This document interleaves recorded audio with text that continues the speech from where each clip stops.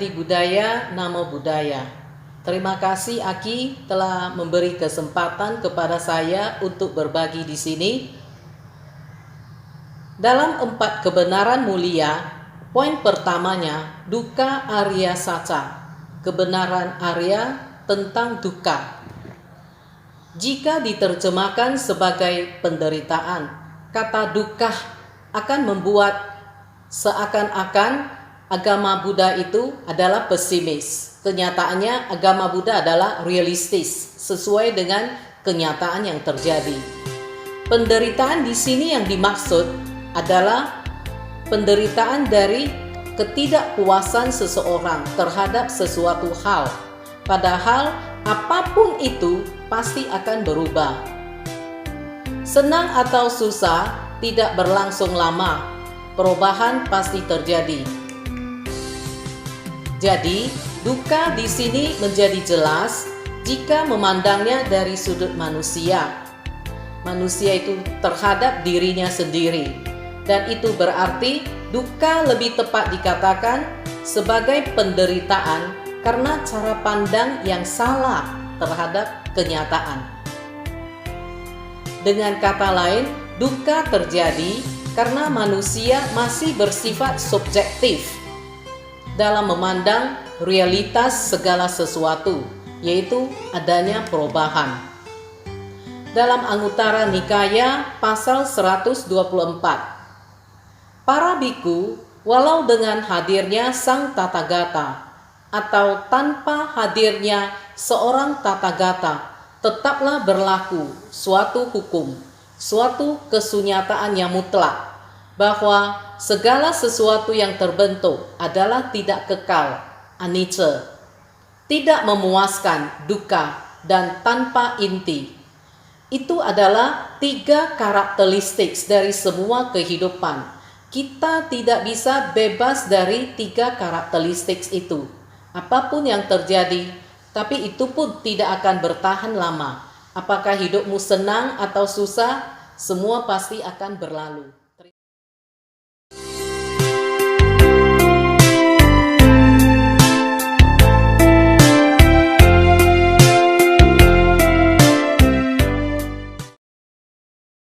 Menurut Samyutta Nikaya 1 ayat 227, sesuai dengan benih yang ditabur, demikian pula lah buah yang dituai.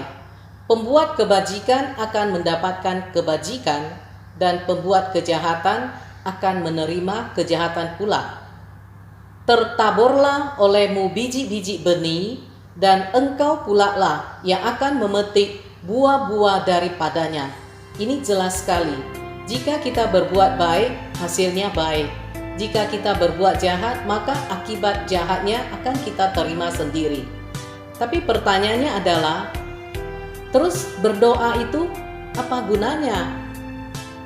Sebelumnya kita perlu mengetahui dulu definisi dari doa apa.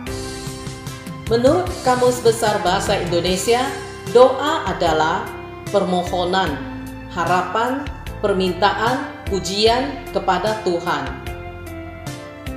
Sedangkan berdoa adalah mengucapkan atau memanjatkan doa kepada Tuhan. Jika ada umat Buddha yang pergi ke wihara, kemudian berdoa dan meminta sesuatu, itu bukan cara Buddha, itu bukan ala Buddhism, tapi itu mungkin sesuai tradisi atau kebiasaan yang mereka lakukan.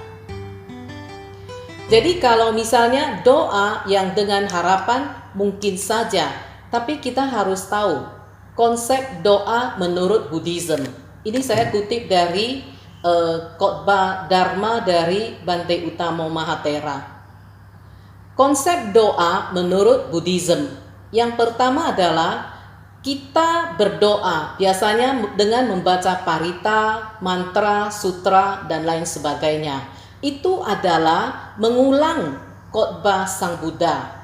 Kalau memang ada parita yang menyatakan perlindungan, misalnya menyatakan tisarana atau mengucapkan ungkapan kebenaran tentang nilai-nilai sejati dari Buddha, Buddha Nusati, Dharma, Dharma Nusati, dan seterusnya, maka kita hanyalah mengulang khotbah Sang Buddha.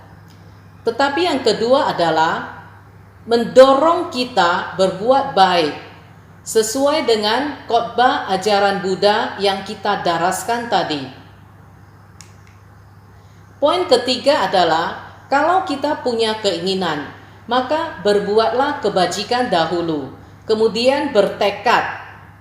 Semoga dengan kebajikan yang kita lakukan itu, atau yang saya lakukan itu, membuat saya memperoleh kebahagiaan atau memperoleh rezeki.